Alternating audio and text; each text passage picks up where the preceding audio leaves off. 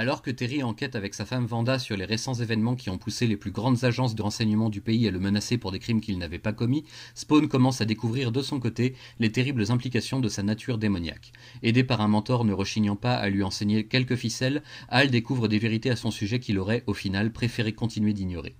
En tout cas, rien qui ne puisse le préparer à sa prochaine rencontre avec les autorités célestes, quand Gabriel le fait enlever pour lui parler de sa récente altercation avec Angela. Plus tard, c'est au tour de Raphaël, nouvelle tête pensante à New York, de déclencher à nouveau une chasse au Hellspawn à travers les bas-fonds de la ville, en ramenant le projet rédempteur au goût du jour. Comme si cela ne suffisait pas, Spawn est aussi pourchassé par un nouveau cyborg, un maniaque de la religion cette fois-ci, qui entreprend de convertir les clochards à sa portée pour les pousser à trahir leur protecteur issu des ténèbres. Si le diable est connu pour son sens de l'humour, Hal aurait quant à lui bien besoin qu'on lui explique la chute de cette vaste blague qu'est devenue sa non-vie.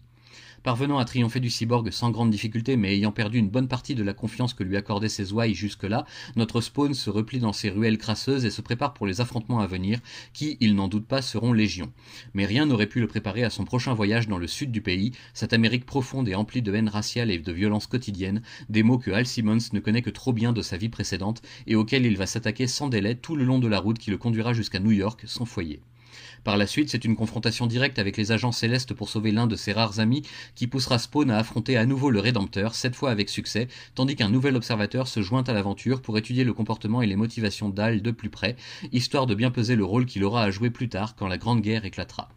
Mais tout ce que Spawn a pu obtenir jusque-là peut encore lui être arraché, comme va s'empresser de le lui démontrer un nouveau venu à New York City, impitoyable chasseur de monstres qui va très rapidement réussir à monter toute la ville et toutes les autorités officielles contre le pauvre anti-héros, accusé de tous les maux et d'affreux massacres sanglants chaque nouvelle nuit qui passe. En plus de devoir se méfier de tout le monde, y compris des clochards qui jusque-là profitaient de sa protection, Hal va aussi devoir combattre son propre costume symbiotique qui selon lui le pousse à commettre des atrocités sans nom. Il est donc grand temps de s'en débarrasser, même si cela doit l'affaiblir considérablement alors que son nouvel adversaire est sur le point de l'atteindre gravement. Après plusieurs combats terribles et apparemment perdus d'avance, Spawn finit par comprendre que son costume est la clé qui lui permettra de reprendre en main le peu de vie qui lui reste encore. Faisant face à son assaillant une dernière fois pour protéger les flics qu'il menaçait, le Hellspawn parvient, grâce au conseil d'un allié inattendu, à arracher une bien maigre victoire. Mais dorénavant, rien ne sera plus pareil, les gens se méfient tous de lui, les rares policiers qui le respectaient le voient maintenant comme un criminel sauvage, et même les rues les plus malfamées ne sont plus un repère sécurisant pour lui. Abandonnant dès lors tout ce qu'il possédait, y compris la confiance et la présence de ses anciens amis, Spawn décide de mener une toute nouvelle vie dans les ténèbres les plus profondes. Peut-être les choses s'arrangeront-elles en laissant le temps faire son œuvre, mais il en doute franchement.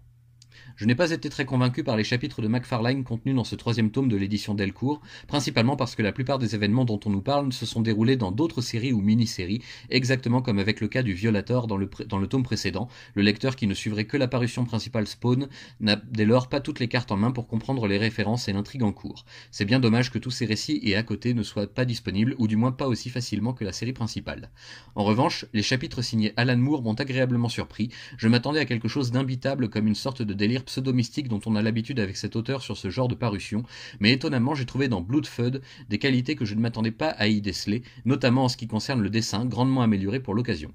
J'espère donc que la suite, le 4e tome pour nous, contiendra des chapitres mieux écrits et surtout plus logiques et autocontenus entre eux, recentrés sur les événements de la série principale plutôt que sur une nuée de références obscures et inaccessibles. McFarlane, je l'espère, se sera inspiré pour la suite du très bon exemple d'Alan Moore et des apports considérables que cet auteur décrié, mais toujours génial, a pu faire à ce petit univers qui en avait bien besoin. On sent qu'un tournant majeur est dès à présent joué à ce stade de la série, et je croise les doigts pour que les bonnes leçons en soient tirées.